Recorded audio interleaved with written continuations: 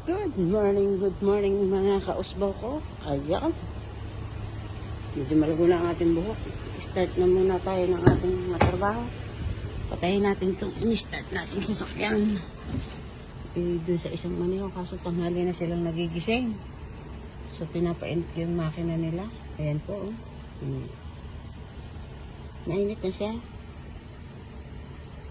So, papatayin na natin. Ayan, pala muna natin kasi hindi pa masyado mainit. Ayan. Punta na tayo dun sa ating sariling sasakyan. At ang ating amo ay aantayin natin. Nakalinis na tayo. Yan ang ating mga sasakyan doon sa kabila. Ayan. Dito tayo sa kabila. Ating buhok ay malabo na.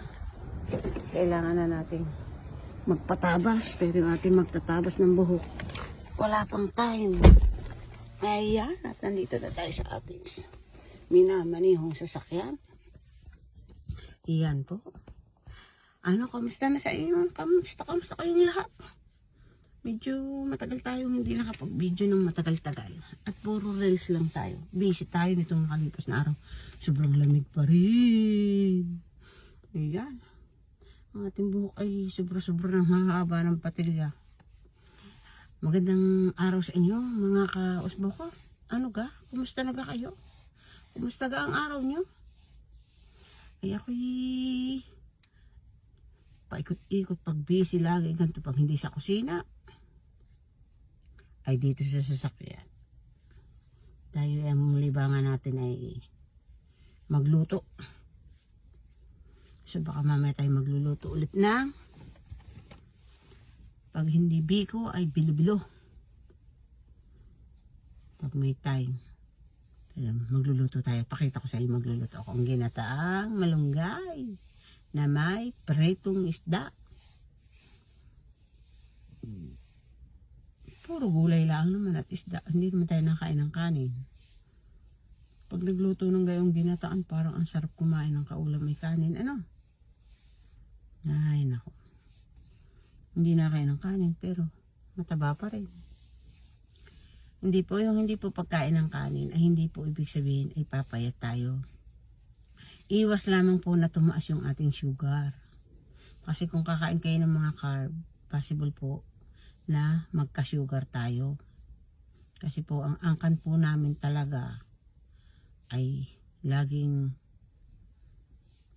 ang ikinamamatay nila ay puro nasa malangit nawa ang kaluluwa nila. Kahit ang nanay ko, buong magkakapatid nila lahat diabetes.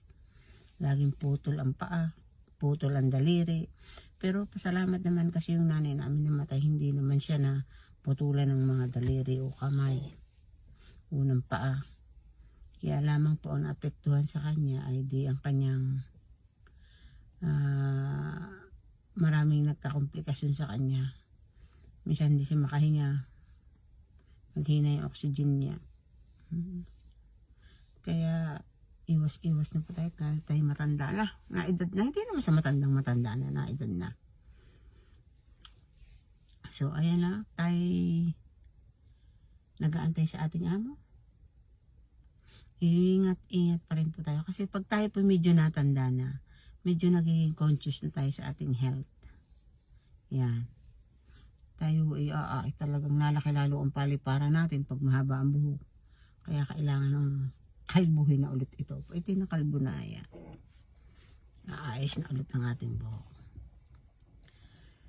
Ay siya, ay ingat po tayong lahat. Nauutal na ako. Ingat po tayong lahat palagi. At tulad ho lagi ng lagi kong sinasabi sa kapwa ko maniho.